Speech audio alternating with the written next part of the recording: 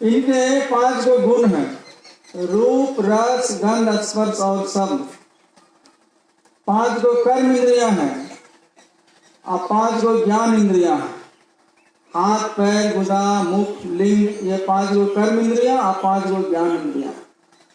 नाक, कान, जिह्वा, त्वचा, रचना, इस तरह 25 तत्व हुए। सुख, दुख, इच्छा, द्वेष 29।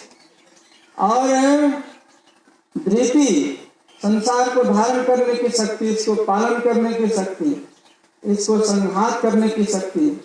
इस तरह 31 तत्वों के समूह को क्षेत्र कहते हैं, जो हम लोग रोज पाठ करते हैं। सब क्षेत्र, क्षर, अपरा, परापर और अक्षर पार में, सभी क्षेत्रों के जो पार में है, जो क्षेत्रज्ञ है, वो रहने वाली जो आत्मा है वो तुम। न तुम सुख हो, न तुम दुख हो, न तुम इच्छा हो, कुछ नहीं। और आंख, कान, नाक, जिह्वा तो तुम हो ही नहीं। लेकिन शरीर को लोग मानता है। याद रहे कि शरीर में हम रहते हैं, शरीर हम नहीं है। जैसे कोई मान लीजिए कहे कि हमारा घर है, तो घर अलग हो गया, हमारा जो कहने वाला व्यक्ति अलग हो गया।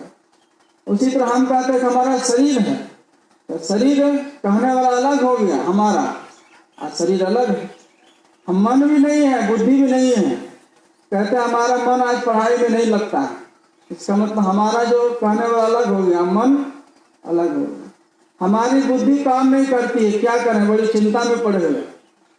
कोई ऐसा टेंशन आ जाता है, कहता है हमारी बुद्धि नहीं काम कर रही है। मतलब आप बुद्धि भी नहीं है, तो आप हैं क्या? तब क्या है आप? इसी के लिए संत महापुरुष कहते हैं कि योग करना पड़ेगा। इन सब बातों को, रहस्य को जानने के लिए जो पाठ हुआ, योग का मतलब होता है जोड़ना, और योग का मतलब जोड़ना भी होता है। जो अपने को जैसे तैसे कर्मों से जोड़ते हैं उसको योगी कहा जाता है।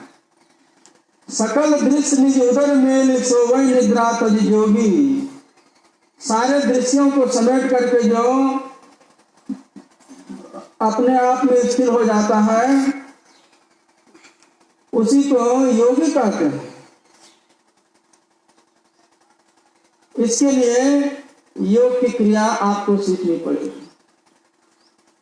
अर्थात ध्यान करने की विधि सीखनी पड़ेगी। ध्यान करने की विधि सीखिएगा, ध्यान कीजिएगा, वो योग होगा। और विधि जो सीखते हैं तो वो बाहरी ज्ञान हुआ, और ध्यान करने के बाद जो विशेष प्रकार का ज्ञान होगा वो अनुभव ज्ञान होगा। में ही जो अनुभव ज्ञान हो, अनुमान क्या करे? 4 तरह का ज्ञान होता है। एक श्रवण ज्ञान, एक मनन ज्ञान, एक निधिध्यासन ज्ञान और एक अनुभव ज्ञान। गांधी जी ने कहा कि तर्क में कोई मुझे हरा दे और ये तय कर दे, सिद्ध कर दे कि भगवान नहीं है, तो मैं थोड़ी देर के लिए मान सकता हूं, क्योंकि मैं कोई तार्किक नहीं हूं। लेकिन जिसकी कृपा, जिसकी अनुभूति, जिसका एहसास मैंने अपने जीवन में किया है, तो उसके अस्तित्व को मैं भुला नहीं सकता। वो परमात्मा है।